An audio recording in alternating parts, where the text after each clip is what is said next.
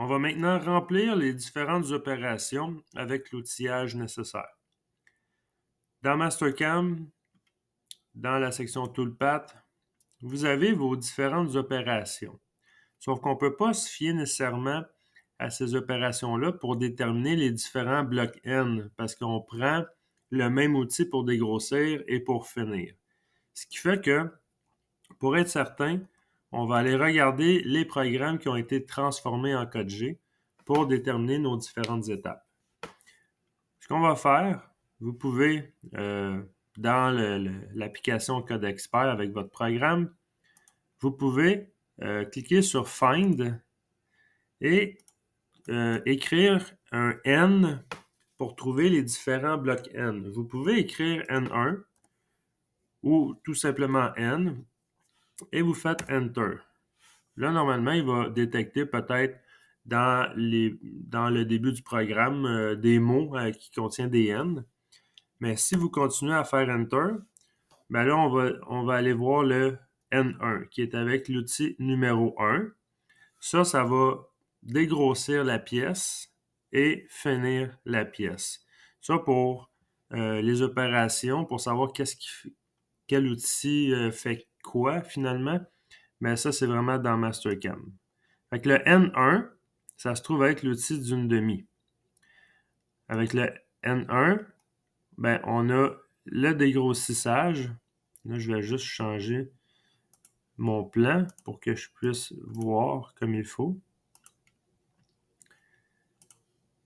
J'ai mon dégrossissage avec mon outil d'une demi et j'ai ma finition. Si je m'en vais sur l'autre, je tombe avec le 187.5. Ça, c'est une autre étape. Ce qui fait que mon N1, je vais pouvoir écrire 1. Ça va être dégrossissage et finition des contours. On peut écrire extérieur pour différencier là, quand on va faire l'autre côté qui est un contour intérieur. L'outil qu'on va avoir à utiliser, c'est l'outil numéro 1, le T1. On peut écrire T1 avec slash H1. Ça, juste vous assurer que dans les paramètres de l'outil, on a bel et bien l'outil numéro 1 et la longueur du 1. Et le diamètre aussi du 1. Pour ce qui est du diamètre, qui est le rayon de l'outil finalement, ça va être D1. Okay? Tout se suit, là, ça dépend vraiment du contrôleur, mais tout se suit. T1, H1, D1. Mais à côté du D1, on pourrait spécifier qu'on est en where et que la valeur dans le contrôleur devrait être à 0 pour le rayon de l'outil parce qu'on n'a pas besoin de compenser encore une fois pour le rayon, vu qu'il est déjà compensé en where dans Mastercam. On pourrait écrire ici pour un souci de clarté, where, et on peut écrire 0 égale 0. Fait que ça, on va savoir que dans le contrôleur, on n'écrit rien.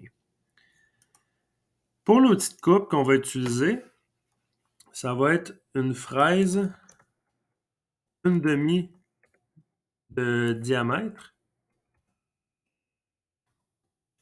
Le nombre de lèvres là, dedans, c'est pas nécessaire là, pour l'instant. Et selon notre outillage qu'on a dans les machines, la fraise une demi est en carbure. On va pouvoir écrire carbure ici. On va aller sur l'autre section, qui est notre N2, c'est notre outil numéro 2. Si on regarde notre outil numéro 2, là j'ai fait les deux premières opérations, c'est le 187.5 de diamètre. Il va faire le dégrossissage. Il va aussi faire les autres poches, c'est tout du dégrossissage. Et il va faire la finition des poches intérieures également. On va pouvoir écrire ça dans le MOS. Le N2, je vais juste faire un copier-coller. dégrossage et finition des poches, tout simplement. L'outil, c'est le T2 avec le H2. Le rayon de l'outil, c'est D2. Il va y avoir une compensation dans le programme là, avec des G41 ou G42 selon. Mais on va également spécifier que notre programme a été posté en where et que c'est égal à 0 pour le rayon. Pour ce qui est de la fraise, on va écrire fraise 0.1875. Et nous, ce type de fraise-là, ben, on n'a pas au carbure, c'est en HSS. On va écrire HSS. Là, c'est sûr que les paramètres de coupe, les RPM, les avances, il faut qu'ils soient ajustés selon le type d'outil qu'on utilise. Par la suite, on a le N3 qui est avec l'outil numéro 3. On va aller voir qu'est-ce que ça fait avec l'outil numéro 3. On va fermer ça. L'outil numéro 3, c'est le spot drill d'une demi. Il va faire les deux spot drills ici. Ensuite, je vais juste regarder l'outil numéro 4, l'outil numéro 5 et l'outil numéro 6. Bon, parfait. Fait qu'on a une seule opération avec l'outil de spot drill une demi. On va aller changer ça ici. On va ajouter le N3, qui est le centrage des deux trous. C'est notre outil numéro 3 avec le H3. Le where, il n'y en a pas parce que c'est vraiment une opération de drill. Donc, on ne met rien. On pourrait mettre des petits tirets juste pour dire qu'il n'y a rien. Et ici, on va écrire spot drill une demi de diamètre. Je vais rajouter pour la fraise également, dia pour diamètre. Et la même chose ici. Les spot drills qu'on a, c'est en HSS. Ensuite, prochain N, c'est avec l'outil numéro 4. L'outil numéro 4, c'est le perçage des deux trous avec la drill de 1/4. On va aller écrire ça, le N4.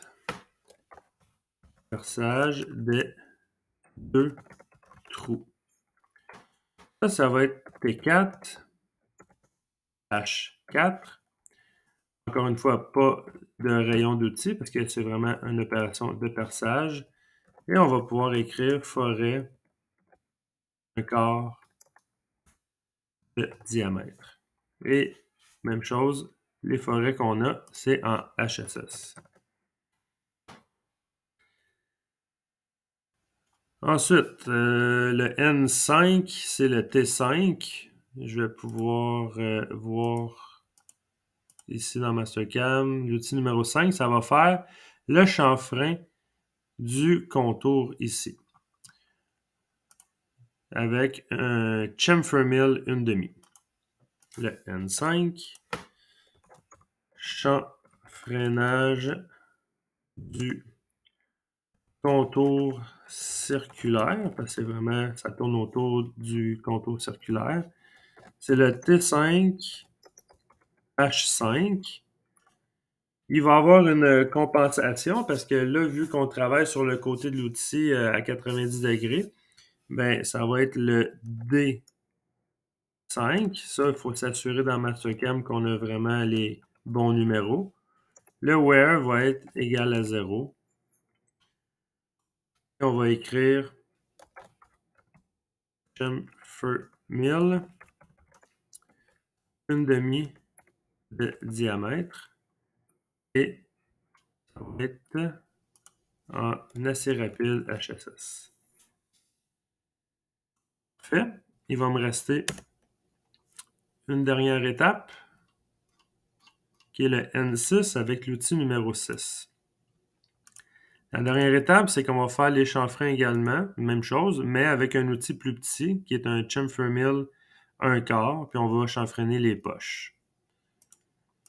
On va s'ajouter une nouvelle ligne on va cliquer à droite sur la dernière. On va faire tout simplement insérer une ligne en dessous. On va pouvoir écrire le N6. Champ freinage des poches.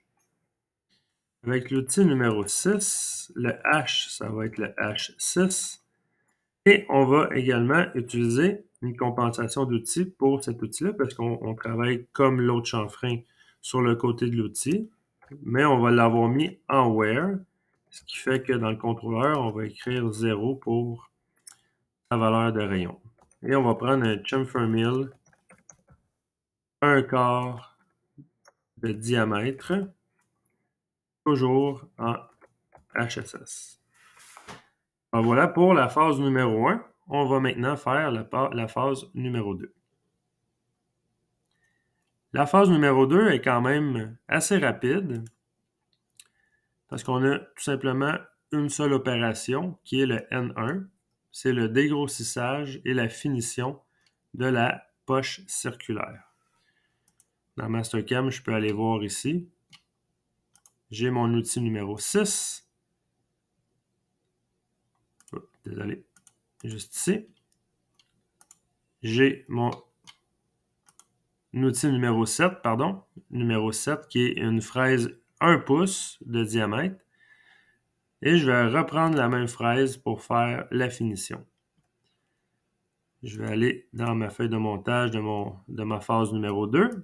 Mon N1, ça va être dégrossissage et finition de la poche circulaire. Ça va être l'outil numéro 7 avec le H7 et le D7 qu'on va avoir mis en where dans Mastercam et on va écrire 0 dans le contrôleur ici. L'outil de coupe, ça va être une fraise 1 pouce de diamètre. Et ce qu'on a comme fraise 1 pouce, c'est en HSS. Et c'est tout. Les autres lignes, on va pouvoir les supprimer. On les sélectionne les 3. On clique à droite, on supprime les 3 lignes. Oups, j'en avais un autre à supprimer. On va supprimer la ligne. Et voilà, les feuilles de montage sont maintenant terminées.